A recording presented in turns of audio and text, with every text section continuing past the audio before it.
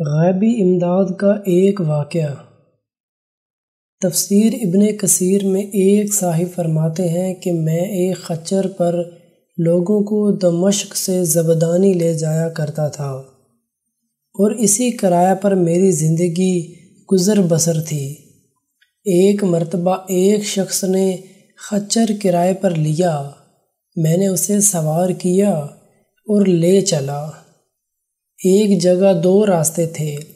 جب وہاں پہنچے تو اس نے کہا اس راہ سے چلو۔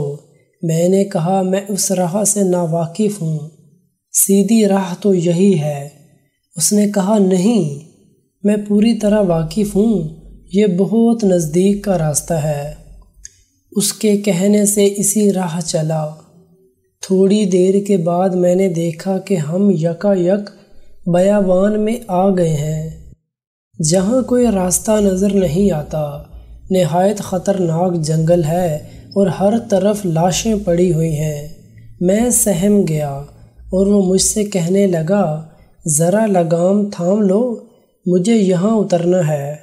میں نے لگام تھام لی اور وہ اترا اور اپنے کپڑے ٹھیک کر کے چھری نکال کر مجھ پر حملہ کیا۔ میں وہاں سے سر پٹ بھاگا، لیکن اس نے میرا تعاقب کیا اور مجھے پکڑ لیا۔ میں نے اس کی منت و سماجت کی کہ لیکن اس نے خیال بھی نہ کیا۔ میں نے کہا اچھا یہ خچر اور کل سامان جو میرے پاس ہے تو لے لے اور مجھے چھوڑ دے۔ اس نے کہا یہ تو میرا ہی ہو چکا، لیکن میں تو تجھے زندہ نہیں چھوڑنا چاہتا۔ میں نے اسے اللہ کا خوف دلایا، آخرت کے عذابوں کا ذکر کیا، لیکن اس چیز نے بھی اس پر کوئی اثر نہ کیا اور وہ میرے قتل پر تلا رہا۔ اب میں مایوس ہو گیا اور مرنے کے لیے تیار ہو گیا۔ اس سے بامنت التجا کی کہ آپ مجھے 2 رکعت نماز ادا کر لینے دیجیے۔ اس نے کہا اچھا جلدی پڑھ لے۔ میں نے نماز شروع کی، لیکن اللہ کی قسم میری زبان سے قرآن مجید کا ایک حرف بھی نہیں نکلتا۔ یوں ہی ہاتھ باندھے دہشت زدہ کھڑا ہوا تھا اور وہ جلدی مچا رہا تھا۔ اس وقت اتفاق سے ایک آیت میری زبان پر آ گئی جس کا ترجمہ ہے اللہ ہی ہے جو بے قرار کی بے قراری کے وقت کو دعا کو سنتا ہے اور قبول فرماتا ہے، بے بسی بے کسی سختی اور مصیبت کو دور کر دیتا ہے۔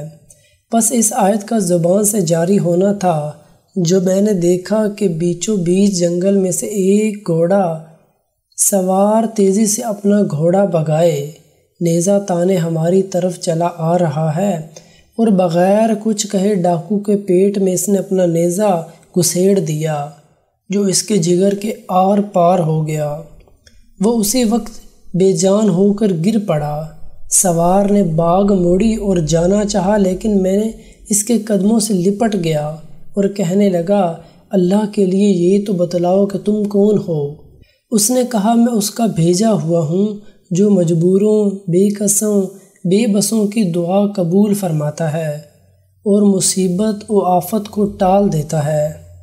میں نے اللہ کا شکر ادا کیا اور وہاں سے اپنا خچر اور مال لے کر صحیح و سالم واپس لوٹا۔ دعوت الحق اس کو پکارنا حق ہے اور اس کے سوا نہ کوئی پکار سن سکتا ہے اور نہ مصیبتوں اور پریشانیوں کو دور کر سکتا ہے۔ تفسیر ابن کثیر جلد نمبر 4۔